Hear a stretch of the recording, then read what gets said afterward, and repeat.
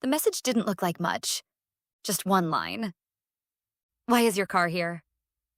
No punctuation, no emotion, just that. And somehow, that made it worse, because it meant he wasn't confused. He already knew something didn't add up. My chest tightened so fast it almost hurt. I read the message again. Then again. Like maybe if I looked at it enough times, it would mean something different. But it didn't. Because I knew exactly where my car was. And more importantly, I knew exactly where it wasn't supposed to be. I should have left earlier. That was the first thought that hit me. Not guilt, not panic. Just that. I should have left earlier. Because if I had, none of this would have happened. Or at least. That's what I told myself. The truth was, this didn't start today. It didn't start with that message. It started months ago. Small, quiet, easy to ignore. His name was Adrian, and at first he was nothing more than a distraction. Someone outside my normal life. Someone who didn't know me the way Daniel did.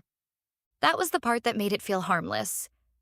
There was no history, no expectations, no version of me I had to live up to. Just easy. And I told myself that was all it was. Even when it wasn't. Even when the conversations got longer. Even when they got more personal. Even when I started looking forward to them. That was the moment I should have stopped. But I didn't. Because I told myself I could control it. That it didn't affect anything else. That it didn't change how I felt about Daniel. I told myself a lot of things. None of them were true. Daniel trusted me. Completely. Not in a way he had to say out loud. Just in the way he lived with me. The way he never questioned anything. And I used that. I didn't think of it like that at the time. But that's what it was. That day started normally. Too normally. I'm going into work for a few hours, I told him that morning. He didn't question it. He never did.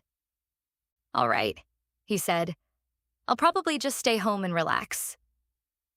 That mattered, more than I realized at the time. Because it meant he had no reason to be anywhere else. No reason to be anywhere near where I was going. Adrian's apartment was about 20 minutes away. Not somewhere we'd ever normally be. That was part of why I chose it. It felt separate, safe, controlled. I parked in the same spot I always did. Far enough from the entrance to avoid attention. Close enough to leave quickly if I needed to. I had thought about everything. Except the one thing I couldn't control.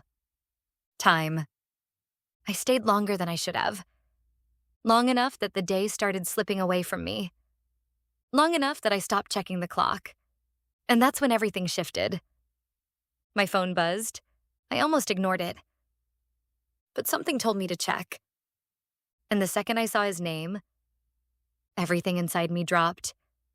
Daniel, I opened the message. Why is your car here? My first reaction wasn't understanding. It was confusion. Because it didn't make sense. Daniel was supposed to be home. He had no reason to be here. None. But then something clicked. Something I hadn't considered. Something I should have. The grocery store. It was right next to the apartment complex. The one we always went to. The one he went to when he needed something quick. My stomach dropped. He wasn't here for me. He was here for something normal, something routine. And he had just seen my car. Parked somewhere it had no reason to be. Everything okay? Adrian asked. I didn't answer. Because I couldn't. Because suddenly everything made sense. And nothing did at the same time. I have to go, I said, already grabbing my things. What happened? I'll explain later. But I knew I wouldn't, because there was nothing to explain. Not anymore. I rushed outside.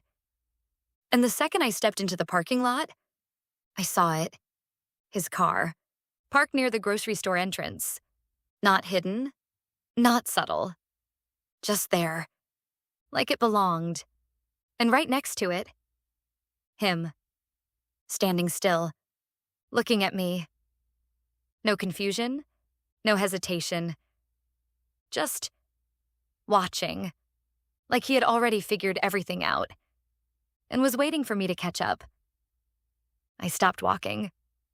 Because there was nowhere to go. No version of this where I could pretend it was something else. No explanation that made sense. So I did the only thing I could. I walked toward him, every step heavier than the last. Because I knew. This was it. The moment everything caught up to me. Daniel didn't say anything at first. He just looked at me. And somehow, that was worse than anything he could have said. "How long?" he asked. His voice was calm. Too calm. "A few months," I said. The truth. Because there was no point in lying anymore. Daniel nodded slowly, like he had expected it. Like this wasn't a shock, just confirmation. "I saw your car when I pulled in," he said, his voice steady. "I thought maybe you ran in for something." My chest tightened. So I waited. That part hit harder than anything else, because it meant he gave me a chance. A chance I didn't even know I had. "I waited 10 minutes, he continued. Silence. "And then I saw you come out of there." There it was. The part I couldn't undo. The part that made everything real. "I can explain?" I said. But the words felt empty. Because we both knew there wasn't an explanation that mattered. Daniel shook his head slightly. "I don't think you can." And just like that, it was over. The drive home was quiet. Neither of us said anything. There was nothing left to say. When we got back, Daniel didn't sit down. Didn't turn on the TV. He just stood there for a moment, looking around the house. Like he was seeing it differently. Like it didn't belong to him the same way anymore. "I'm not staying," he said finally. My chest tightened. "Daniel, I'm not doing this," he said. Not angry, just certain. "I'm not going to sit here and try to fix something that's already been broken for months." That was it. That was the moment I knew there was no coming back from this. That night, he packed a bag. More than before. Enough to mean something. "I'll come back for the rest later," he said. I nodded, because I didn't know what else to do. And then he left. Not dramatically, not angrily, just gone. The days after were the hardest, not because of what happened, but because of the silence that followed.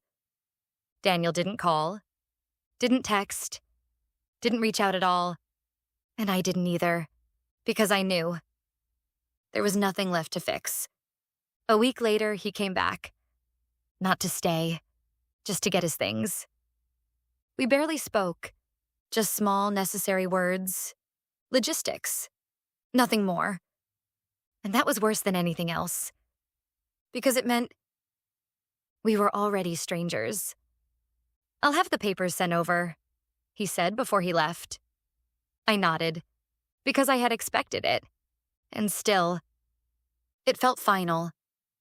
Adrian texted me that same night. "Everything okay?" I stared at the message for a long time. And for the first time, I saw it for what it was. Not something meaningful. Not something worth losing everything over. Just something temporary. Something easy.